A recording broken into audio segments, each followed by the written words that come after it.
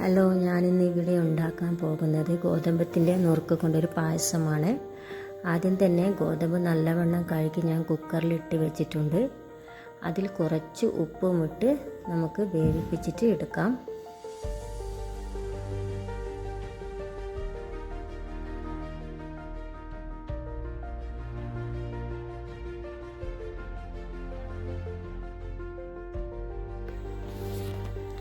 അതിനാവശ്യമായ ഒരു തേങ്ങ ആണ് ഞാൻ ചിരവി വെച്ചത്.